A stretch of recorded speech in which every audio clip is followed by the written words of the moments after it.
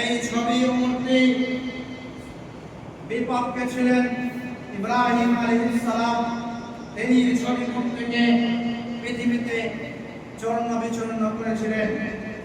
শুধু তাই নয়, আমাদের নবী শেষ নবী মুহাম্মদ সাল্লাল্লাহু আলাইহি ওয়াসাল্লাম তিনিও এই মূর্তির ছবি মূর্তির বিপক্ষে ছিলেন।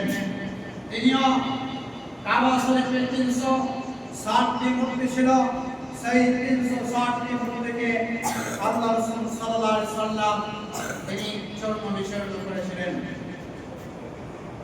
আল্লাহ তাআলা বলেন, ওয়াল্লাযীনা ইউযুনাল্লাহা ওয়া রাসূলাহু, নিশ্চয়ই যারা আল্লাহ এবং তার রাসূলকে কষ্ট দেয়, নিশ্চয়ই যারা আল্লাহ এবং তার রাসূলকে কষ্ট দেয়, লানাহুল্লাহু ফিদ দুনিয়া, তাদের প্রতি আল্লাহর অভিশাপ। ফিদ দুনিয়া, দুনিয়াতে তাদের প্রতি অভিশাপ, ওয়াল আখিরাহ, এবং তাদের প্রতি আখিরাতে অভিশাপ, ইহকালে এবং পরকালে তাদের প্রতি অভিশাপ করেছেন আল্লাহ তাআলা। শুধু তাই নয়, ওয়া'আদ্দা লাহুম আযাবান মুহিনা, এবং তাদের জন্য রয়েছে অপমানজনক শাস্তি। যারা ছবি মূর্তি তৈরি করে তারা আল্লাহ তাআলাকে কষ্ট দেয়, আর কষ্ট দেওয়ার কারণে আল্লাহ তাআলা তাদের জন্য অপমানজনক শাস্তি নির্ধারিত করেছেন। একজন অবিবাহিত পুরুষ যদি জেনা করে আর একজন অবিবাহিত মহিলা যদি জেনা করে, তাহলে ইসলামী বিধান হচ্ছে তাকে 100টি মারার পরে তাকে 1 বছরের জন্য গ্রাম থেকে বিতাড়িত করা। এটি হচ্ছে ইসলামের বিধান। আরেকটি মানুষ পাপ করেছে, অপরাধ করেছে, আপনি তার সাজা দিলেন, আপনি তাকে সাজা দিলেন যে মাটিতে থুতু ফেলার পরে সেই মাটির থুতু ফেলাকে চাটা করালেন, এটাও একটি সাজা। ও মারলেন, এটাও একটি সাজা। আর মাটিতে থুতু চাটলে এটাও একটি সাজা। তাহলে কোনটা অপমানজনক শাস্তি হলো? আল্লাহ তাআলা বিভিন্ন জায়গা বিভিন্ন রকমের ভাবে বলেছেন। আল্লাহ তাআলা কোন জায়গাতে বলেছেন ওয়ালাহুম আযাবুন আযীম, তাদের জন্য রয়েছে বড় শাস্তি। আল্লাহ তাআলা কোন জায়গাতে বলেছেন ওয়ালাহুম আযাবুন আলীম, তাদের জন্য রয়েছে কষ্টদায়ক শাস্তি। আবার কোন জায়গাতে বলেছেন ওয়ালাহুম আযাবুন মুহিন, তাদের জন্য রয়েছে অপমানজনক শাস্তি।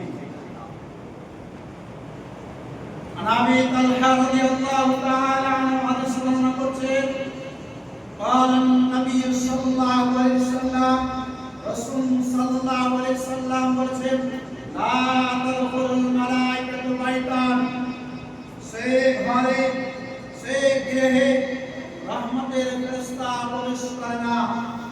কোন গৃহে রহমতের ফেরেশতা প্রবেশ করে না? ফীহি বাইতুন কালবুন ওয়ালা তাসামির, যে গৃহে কুকুর ছানা থাকে, যে গৃহে কুকুর ছানা থাকে সেই গৃহে রহমতের ফেরেশতা প্রবেশ করে না।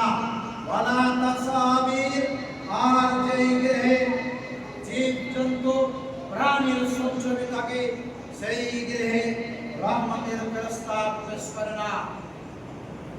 আরো আগে আমি আপনাদেরকে বলতে চাই, প্রায় বাড়িতে কুকুর পালে, কুকুর পোষে, আর আল্লাহ রাসূল সাল্লাল্লাহু আলাইহি ওয়াসাল্লাম বলেছেন যেই গৃহে কুকুর থাকে সেই গৃহে রহমতের ফেরেশতা প্রবেশ করে না। যেই গৃহে জীবজন্তু প্রাণীর ছবি থাকে সেই গৃহে রহমতের ফেরেশতা প্রবেশ করে না। আপনাকে বলতে চাই, যদি রহমতের ফেরেশতা প্রবেশ না করে তাহলে আমাদের বাড়িতে শান্তি আসবে কোথা থেকে? আমাদের বাড়িতে রহমতের ফেরেশতা যদি না প্রবেশ করে তাহলে আমাদের বাড়িতে সুখ আসবে কোথা থেকে? আপনাকে বলতে চাই যে আমাদের বাড়িতে বরকত আসবে কোথা থেকে?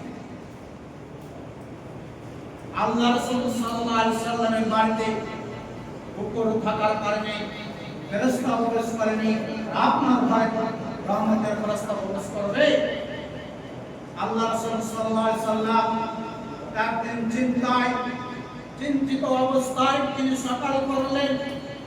তিনি বললেন, জিবরীল আলাইহিস সালাম আমার কাছে আসার কথা ছিল, আমার সাথে ওয়াদা করেছিল জিবরীল আমার সাথে সাক্ষাৎ করবে, কিন্তু জিবরীল আলাইহিস সালাম আমার সাথে সাক্ষাৎ করলেন না।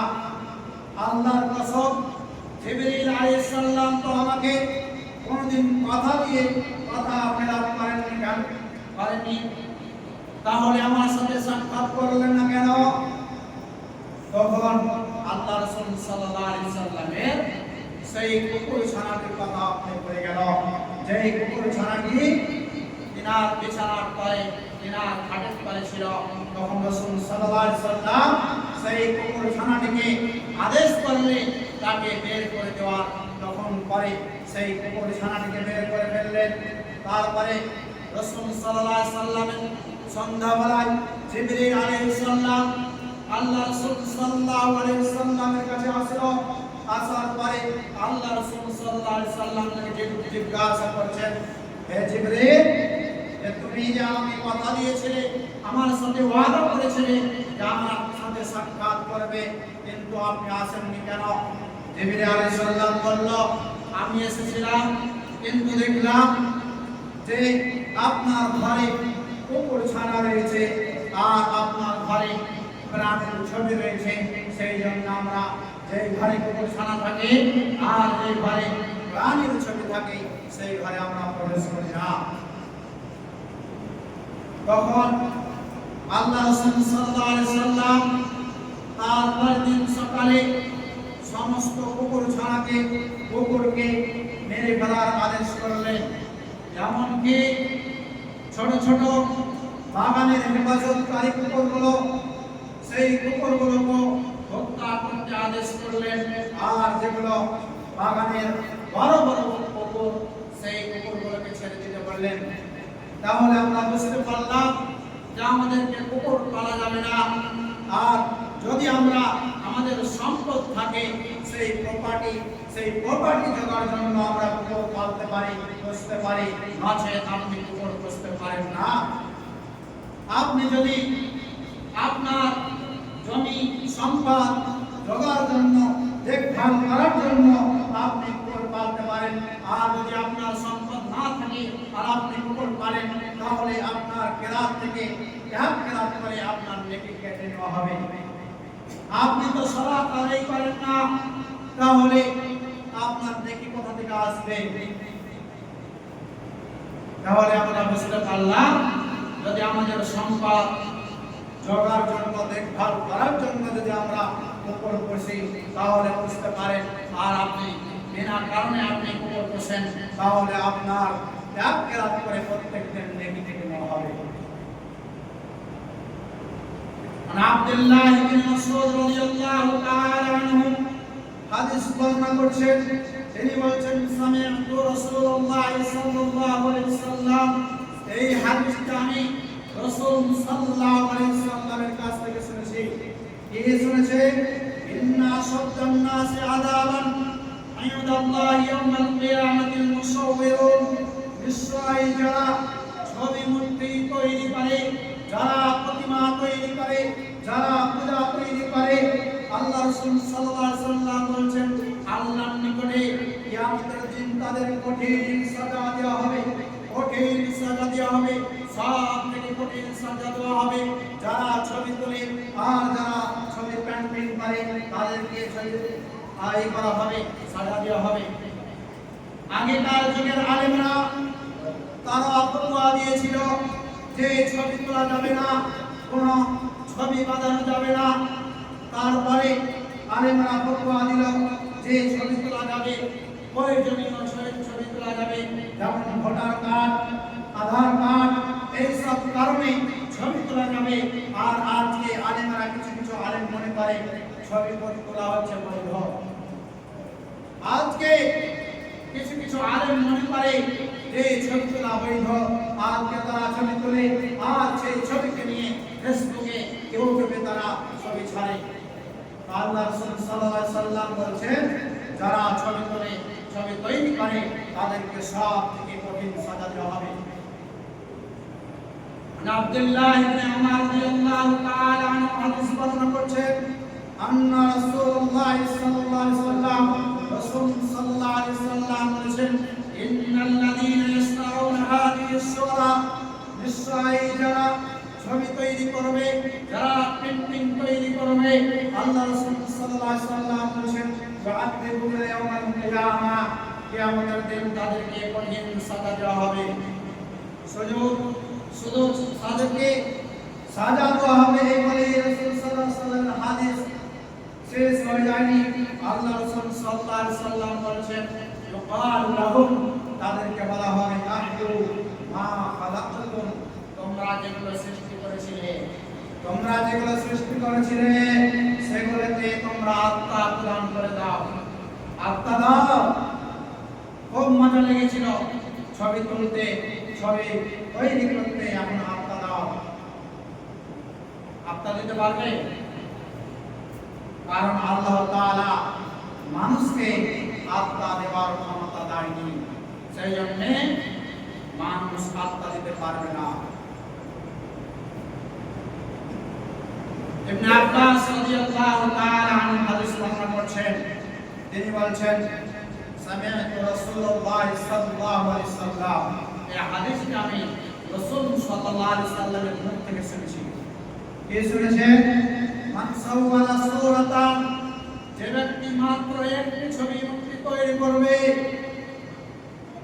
উদ্দিবা, তাকেও আযাব দেওয়া হবে, তাকে ছাড়া দেওয়া হবে না, তাকেও ছেড়ে দেওয়া হবে না। ওয়াকুল্লিফা আন ইয়ামুকা ফিহা, এবং তাকে বলা হবে, তুমি যেগুলো ছবি তৈরি করেছিলে, মূর্তি তৈরি করেছিলে, তাতে আত্মা প্রদান করো। লাইসা বিনাফিক, কিন্তু তার পক্ষে কখনো তা সম্ভব হবে না, কখনো তা সম্ভব হবে না, কারণ মানুষকে আল্লাহ তাআলা সেই শক্তি দেন। আয়েশা রাদিয়াল্লাহু তাআলা আনহা, রাসূল সাল্লাল্লাহু আলাইহি ওয়াসাল্লামের স্ত্রী, তিনি হাদিস বর্ণনা করছেন, আন্নান নবী সাল্লাল্লাহু আলাইহি ওয়াসাল্লাম, রাসূল সাল্লাল্লাহু আলাইহি ওয়াসাল্লাম বলেছেন, লাম ইয়াকুল শাইআন ফি তাশাদু বিল্লাহ নাহদা। রাসূল সাল্লাল্লাহু আলাইহি ওয়াসাল্লাম যখন তার বাড়িতে কোনো কিছু দেখতেন, ছবি দেখতেন না অন্য কিছু দেখতেন, তখন সেগুলোকে ছেড়ে ফেলতেন। দেখেন রাসূল সাল্লাল্লাহু আলাইহি ওয়াসাল্লাম বিশ্বনবী হওয়ার পরেও সেই তিনি ছবি মূর্তিকে ছেড়ে ফেলছেন। আপনাকে বলতে চাই, আপনি এই বক্তব্য শোনার পরে আপনি যদি চেঞ্জ না করেন, আপনার আলমারিতে যেগুলো ছবি রয়েছে, আপনার শোকেসে যেগুলো ছবি রয়েছে, আপনার খাবার আগে আপনাকে সেগুলোকে ছেড়ে ফেলতে হবে, আপনাকে সেগুলোকে ভেঙে ফেলতে হবে, চূর্ণ বিচূর্ণ করতে হবে, না হলে আপনি হবে মুনাফিক। আপনি নামাজ পড়তে এসেছেন মানুষকে খুশি করার জন্য, যদি আপনি বক্তব্য শোনার পরে যদি আপনি চেঞ্জ না হন, তাহলে আপনি হবেন মুনাফিক। আল্লাহ তাআলা বলেছেন, ইন্নাল মুনাফিকিনা ফি দারকিল আসফালি মিনান নার, আর মুনাফিকের স্থান হচ্ছে সব থেকে জাহান্নামের স্থানের মধ্যে সব থেকে নিচু স্থান, সেটি হচ্ছে মুনাফিকের স্থান। হাদিস অনেক রয়েছে।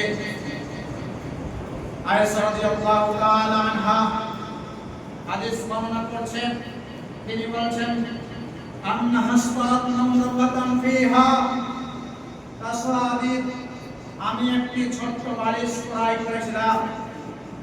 আল্লাহ রাসূল সাল্লাল্লাহু আলাইহি ওয়াসাল্লাম এই স্ত্রী আয়েশা রাদিয়াল্লাহু তাআলা আনহা তিনি হাদিস বর্ণনা করছেন, তিনি বলেন, আমি একটি ছোট্ট বালিশ ক্রয় করেছিলাম, আমি একটি বালিশ কিনেছিলাম। ফিহা তাসাদিদ, সেই বালিশের মধ্যে অনেকগুলি ছবি ছিল, মূর্তির ছবি ছিল। তখন আলাম্মা রাআউ রাসূলুল্লাহ সাল্লাল্লাহু আলাইহি ওয়াসাল্লাম, রাসূল সাল্লাল্লাহু আলাইহি ওয়াসাল্লাম যখন দরজায় প্রবেশ করতে যাবে, গেটে প্রবেশ করতে যাবে তখন রাসূল সাল্লাল্লাহু আলাইহি সাল্লাম সেই ছবিগুলোকে দেখে ফেললেন। দেখার পরে কাম আলাল্লাহ, তিনি দরজার সামনে দাঁড়িয়ে গেলেন। লাম ইয়াদখুলহু, তিনি গেটে প্রবেশ করলেন না, ঘরে প্রবেশ করলেন না। সেই ছবির মধ্যে দেখার পরে কি করলেন? সেই গেটের মধ্যেই দাঁড়িয়ে গেলেন, আর ঘরে প্রবেশ করলেন না। আয়েশা রাদিয়াল্লাহু তাআলা আনহা বলেন, ফারাকতু ফি ওয়াজহিহি কারাহিয়াতা। আয়েশা রাদিয়াল্লাহু তাআলা আনহা বলেন, আমি রাসূল সাল্লাল্লাহু আলাইহি সাল্লামের চেহারা দেখে, রাসূল সাল্লাল্লাহু আলাইহি সাল্লামের মুখ থেকে বুঝতে পেরে গেলাম যে তিনি এগুলোকে অপছন্দ করে। তারপরে আয়েশা রাদিয়াল্লাহু তাআলা আনহা বলেন, ফাকুলতু ইয়া রাসূলুল্লাহ সাল্লাল্লাহু আলাইহি সাল্লাম, হে আল্লাহর রাসূল সাল্লাল্লাহু আলাইহি সাল্লাম, আকুলু ইলাল্লাহি ওয়া রাসূলিহি, এই যে আমি বালিশটি ক্রয় করেছিলাম, এই বালিশটি ক্রয় করার জন্য আমি আল্লাহ এবং তার রাসূলের কাছে ক্ষমা চেয়েছিলাম, তওবা করেছিলাম। আয়েশা রাদিয়াল্লাহু তাআলা আনহা বলেন, আমি এই বালিশটি ক্রয় করেছিলাম, সেই জন্য আল্লাহ এবং তার রাসূলের কাছে মাফ চেয়েছিলাম, ক্ষমা চেয়েছিলাম। আমাযা আযনাবতু, আমি কি কোনো গুনাহ করেছিলাম? মাত্র একটি ছোট বালিশ ক্রয় করেছিলাম, তাতে কিছু ছবি ছিল। তাহলে এখান থেকে আমরা কি বুঝতে পারলাম? সামান্য একটি ছোট্ট পাপ করার জন্য আল্লাহ রাসূল সাল্লাল্লাহু আলাইহি সাল্লামের কাছে তওবা করেছেন, আল্লাহর কাছে তওবা করেছেন। আর আমরা কত কত আমরা পাপ করি, কিন্তু আমরা আল্লাহ তাআলাকে দেখতে পাই না। আয়েশা রাদিয়াল্লাহু তাআলা আনহা বলেন, কুলতু ইসনাইতু হালাকা লিতাকাউদানি ওয়া তাওয়াসসালাহা, আমি এই বালিশটি ক্রয় করেছিলাম এই জন্য যাতে আপনি এলান দিয়ে বিশ্রাম করতে পারেন, আরাম করতে পারেন, এই জন্য আমি এই বালিশটি ক্রয় করেছিলাম। রাসূল সাল্লাল্লাহু আলাইহি সাল্লাম বলেন, রাসূল সাল্লাল্লাহু আলাইহি সাল্লাম বলেন, মা বা'দ হাদিহি নুরুল্লাহ, এই বালিশটি কোথায় পেলে? তখন রাসূল সাল্লাল্লাহু আলাইহি সাল্লাম বললেন, ইন্না আসহাব হাদিহি সুওয়ারা, নিশ্চয় যারা ছবি মূর্তি তৈরি করে, যারা প্রতিমা তৈরি করে, ওয়া'আদিবুনা ইয়াওমাল কিয়ামা, কিয়ামতের দিন তাদের কঠিন সাজা দেওয়া হবে, কঠিন আযাব দেওয়া হবে। ইউকালু লাহুম আহলু মা খালাকতুম, এবং তাদেরকে বলা হবে, তোমরা যেগুলো ছবি মূর্তি তৈরি করেছিলে সেগুলোকে আত্মা প্রদান করে দাও। আর বলা হবে, আর তিনি বললেন, ইন্নাল বাইতাল্লাযী ফীহি সুওয়ারু লা তাদখুলুল মালায়েকা, আর যে ঘরে ছবি মূর্তি থাকে সেই ঘরে রহমতের ফেরেশতা প্রবেশ করে না। আজকে আপনার বাড়িতে দেখা গেলে, আপনার বাড়ি গেলে আপনার বাড়িতে দেখতে পাওয়া যায় কোরআন পড়ছে আর এইভাবে হাত তুলে ছবি তুলে এইভাবে হাত তুলে দোয়া করছে। আপনি মনে করছেন যে এটা ইসলামিক ফটো, আপনার ঘরে আপনি সাজিয়ে রেখেছেন, কিন্তু আল্লাহ রাসূল সাল্লাল্লাহু আলাইহি সাল্লাম বলেছেন যে ঘরে ছবি মূর্তি থাকবে সেই ঘরে রহমতের ফেরেশতা প্রবেশ করবে না। আবু হুরায়রা রাদিয়াল্লাহু তাআলা আনহু হাদিস বর্ণনা করছেন, আতানি জিবরীল আলাইহিস সালাম, রাসূল সাল্লাল্লাহু আলাইহি সাল্লাম বলেন, আমার কাছে জিবরীল আলাইহিস সালাম আসলেন, আসার পরে ফাকালা আতাইতুকাল বারিহাতা, জিবরীল আলাইহিস সালাম বলেন, রাসূল সাল্লাল্লাহু আলাইহি সাল্লামকে বলেন, গত রাতে আমি আপনার বাড়িতে এসেছিলাম। আল্লাহ রাসূল সাল্লাল্লাহু আলাইহি সাল্লামকে বলেন, আমি গত রাতে আপনার বাড়িতে এসেছিলাম, কিন্তু আমি কি করিনি?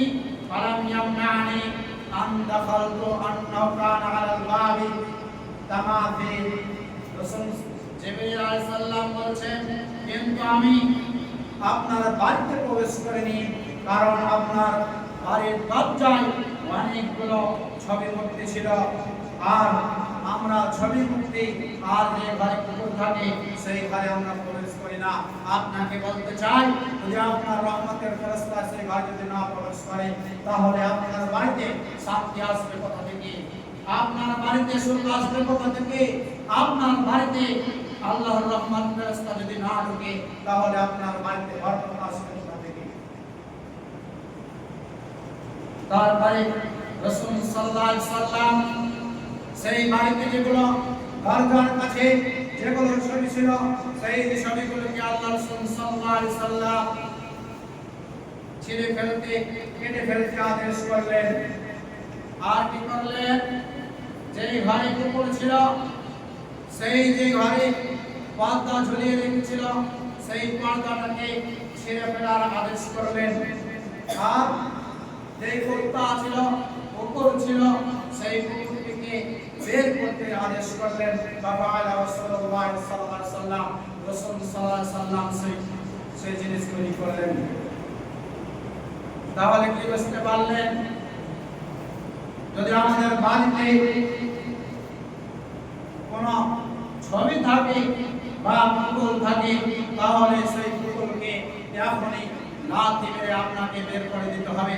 আর যদি আপনি বের করতে না পারেন তাহলে আপনি হবেন মুনাফিক। আর আপনাকে এই ছবি মূর্তি টানার কারণে কাল কিয়ামতের মাঠে আপনাকে সব থেকে সাজা দেওয়া হবে। আর আমরা যেগুলো মোবাইলে ছবি তুলি সেই মোবাইলে দরকারি প্রয়োজন ছাড়া সেই ছবি তোলা যাবে না।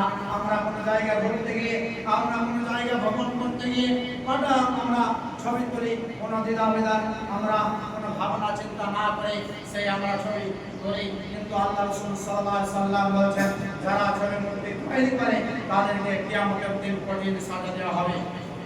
তাহলে আল্লাহ রাসূল সাল্লাল্লাহু আলাইহি সাল্লামের হাদিসের উপরে আমরা যেন আমল করতে পারি।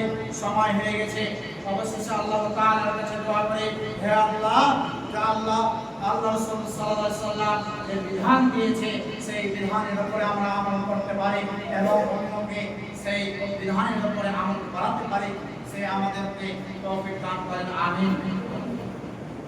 সুবহান রাব্বিকা রাব্বিল ইজ্জাতি আম্মা ইয়াসিফুন ওয়া সালামুন আলাল মুরসালিন ওয়ালহামদুলিল্লাহি রাব্বিল আলামিন।